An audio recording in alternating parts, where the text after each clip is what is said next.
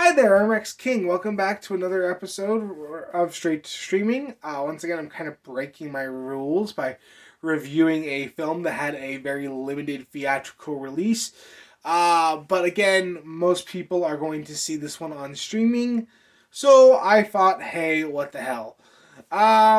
So this film is called May December. It was directed by Todd Haynes and follows Gracie played by Julianne Moore, and John, played by Charles Melton. They're a married couple.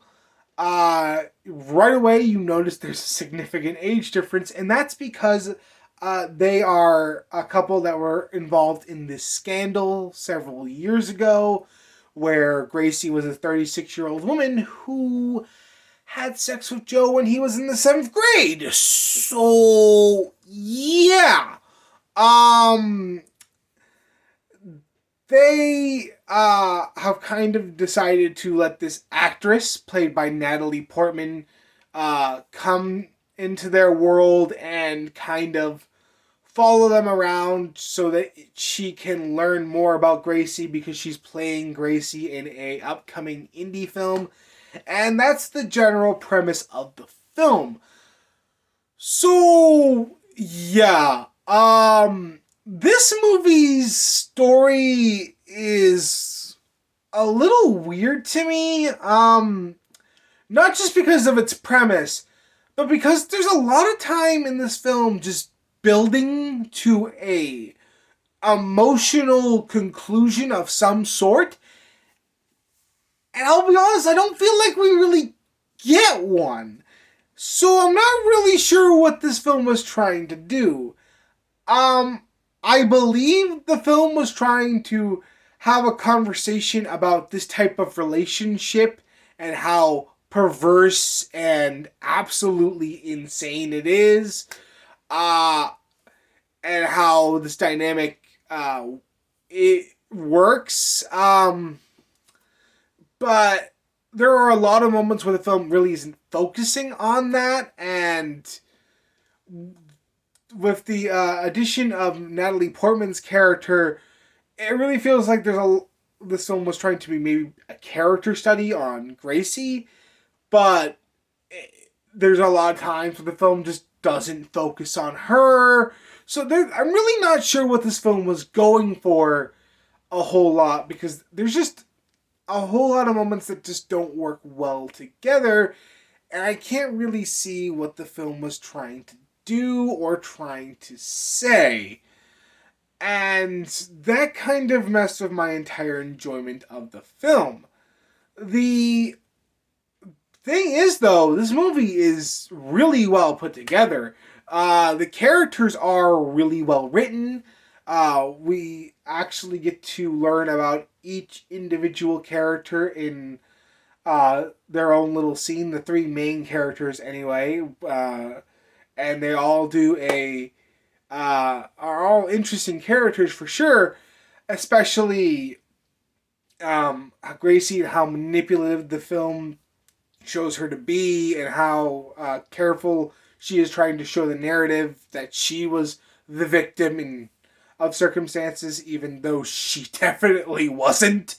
I like how when we're focusing on Joe, it kind of focuses like he's starting to realize that the type of situation that he really is in. It's starting to really hit him that he basically really didn't have a chance to have a real life because he was always under Gracie's like thumb, and our Natalie Portman's character, the actress, is always. It's always interesting to see how the film kind of shows her in a not great light either.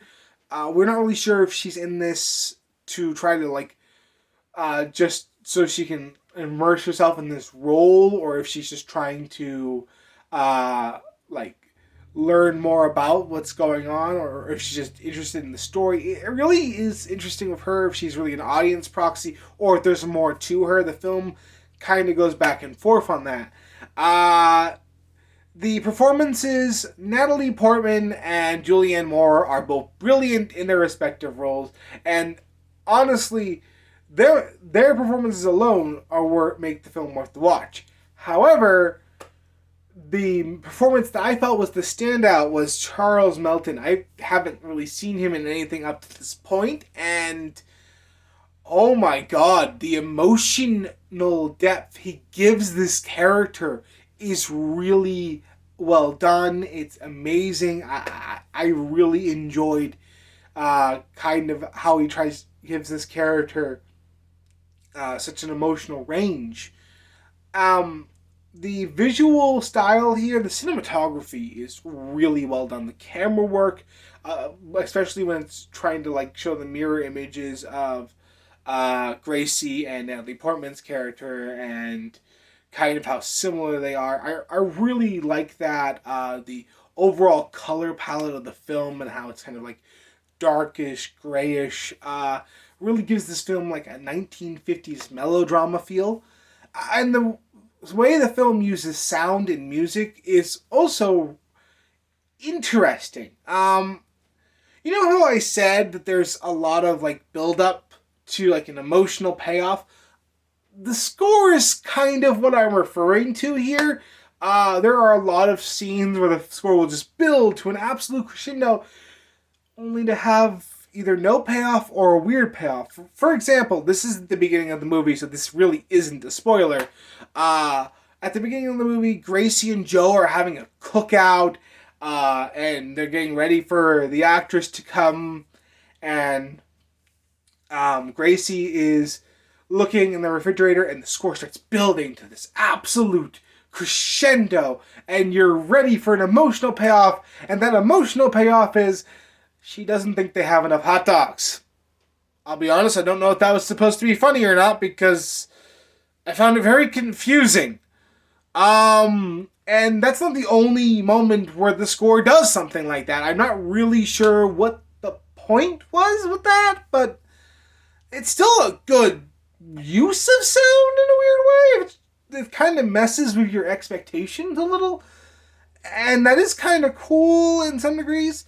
At the end of the day, May December is a really well put together film. And if you're looking for a movie that shows some A-plus filmmaking, this movie is definitely going to be for you. If you're looking for a film that narratively makes sense on your first watch, it's not. It is very much confusing. I'm still not even 100% sure what it was going for. I didn't hate the film. I did enjoy just the absolute brilliant filmmaking on display here. But I did feel like the story was lacking. So at the end of the day, I'm going to give May December a 6 out of 10. This is a really well done film, just with a really lackluster story. Anyway, that's my opinion on May December. What did you think about it? Let me know in the comments below. And if you like this video, like, comment, and subscribe. And I will see you next time.